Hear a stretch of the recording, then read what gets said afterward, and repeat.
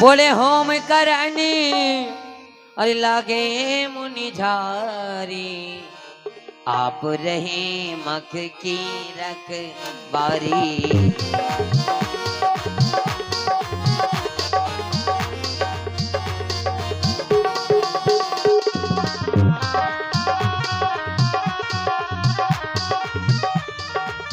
Home करनी लागे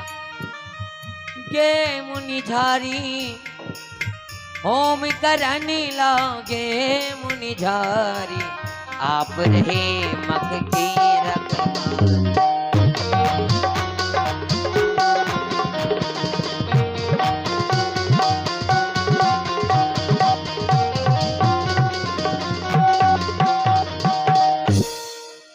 home करन लागे मुनिझारी, आप रहे मख की रखवारी। यज्ञ करना प्रारंभ किया, मारीच सुबाहु जैसे योद्धाए।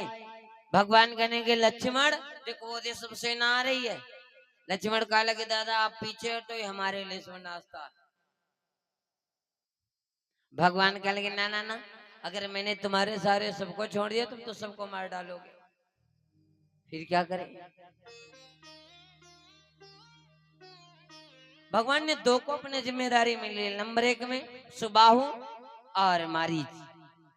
सुबाहु को तो मार दिया लेकिन मारीच को मारा नहीं, जान से नहीं मारा। आज अगर जान से मारीच को मार देंगे, राम ने विचार किया तो आगे सोने का मृग बनने वाला कोई नहीं होगा, और सोने का जो मृग नहीं बनेगा तो फिर सीता का हरण नहीं होगा, और सीता का हरण नहीं होगा तो फिर रावण का मरण नहीं होगा।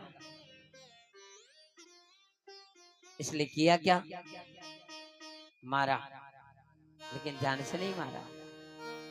और बिन फरे बाण राम ते ही मारा, बिन फरे बाण।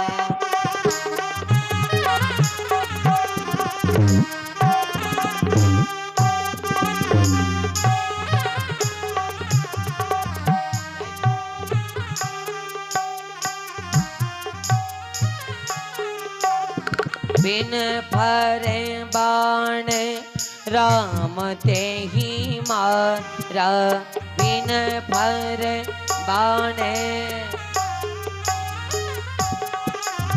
सतयो जनेगा सागर पारा, सतयो।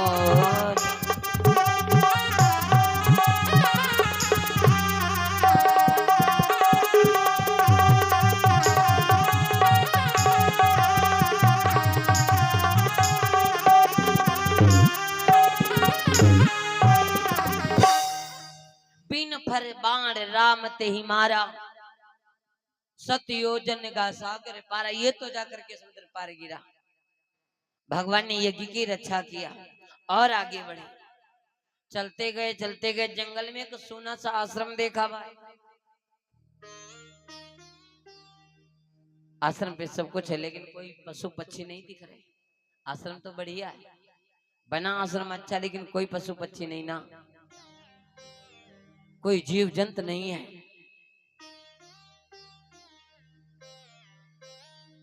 भगवान ने राम ने पूछा गुरुदेव ये आश्रम कैसा है। आश्रम एक दीख मग माही, खग मृग जीव जंतु ताह नाही। एक आश्रम जिस जहां पर कोई जीव जंतु नहीं है। पूछा गुरुदेव आश्रम कैसा, और तब तलक भगवान की नजर, मेरे राम की नजर जानते हो कहां पहुंच गए, एक पत्थर की नारी पड़ी है वहां पहुंची। गुरुदेव ये पत्थर की नारी ये कौन है।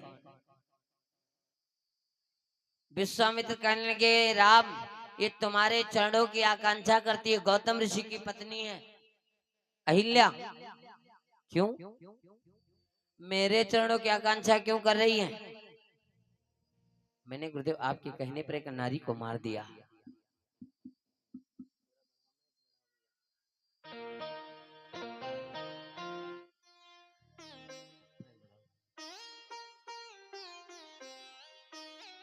आपके कहने पर मैंने एक नारी को मार दिया और आप आगे आते ही आते एक नारी को पहले मारा और उसके बाद में अब कहते हो इसको चरणों की ढोल लगाओ, रज लगाओ। नहीं नहीं, मेरे से नहीं होगा। बोले तारा एक नारी गुरु आपकी प्रसन्नता से आज्ञा में कभी भी प्रतिकार ना करूंगा। आपकी आज्ञा का मैं खंडन नहीं करता हूँ गुरुदेव। आपने एक नारी को कहा मैंने मार दिया, अब आप कहते हो उसके चरण लगाओ, नहीं लगाऊंगा। गुरुदेव कहने लगे सुनो राम, ये आकांक्षा करिए है कौन। भगवान राम को बताने लगे विश्वामित्र महाराज। गौतम नारी श्राप उपल देह धरि धीर और चरण कमल रज चाहती कृपा करो रघुवीर।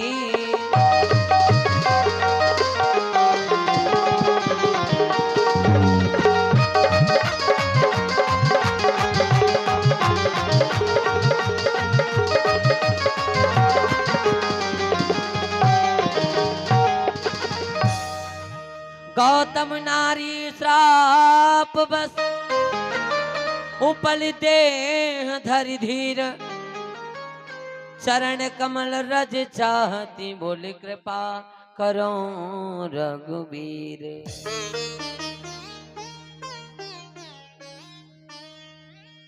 आपके चरणों की आकांक्षा कर रही है। बोले पत्थर क्यों बन गई, तो सुनो ये पत्थर की नारी क्यों कैसे बन गई। एक बार की बात, गौतम ऋषि, ये अहिल्या के पति का नाम गौतम ऋषि। एक दिन दादा देवराज का दरबार लगा हुआ था। अच्छा लोग कहते हैं दादा, आप लोगों ने कथा भी सुना होगा, लोग कहते हैं कि इंद्र ने अहिल्या के साथ में छल किया। मैं मानता हूं दादा, लेकिन एक बात बताओ, तारी दोनों हाथ से बजेगी या एक हाथ से बजेगी। क्यों चाचा, जब तक दोनों हाथ नहीं लगेंगे तब तक तारी बजने वाली नहीं। इसका मतलब अकेला दोष अगर दिया जा रहा है किसको, इंद्र को ना। ये जानते हो पहले से इनका इंद्र का और अहिल्या का पहले से भी कुछ संबंध प्रेम के थे, क्षणिक संबंध बने थे भाई।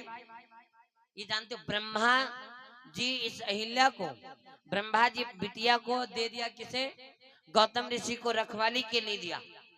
और जब गौतम ऋषि को दिया, गौतम ऋषि अपना से पाले जब ये सयानी हो गई, एक दिन के बाद इंद्र निकला।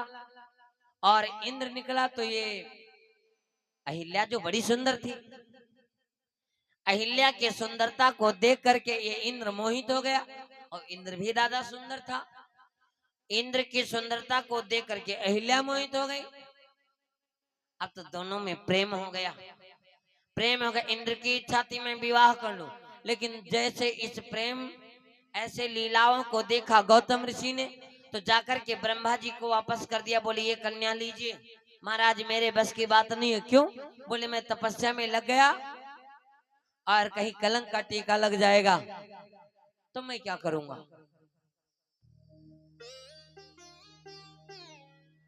इसलिए इस बिटिया को लीजिए। ब्रह्मा जी ने विचार किया इससे बढ़िया दादा, इससे अच्छे रखवाली करने वाला कोई और मिलेगा नहीं। तो ब्रह्मा जी अहिल्या का विवाह गौतम ऋषि के साथ कर दिया।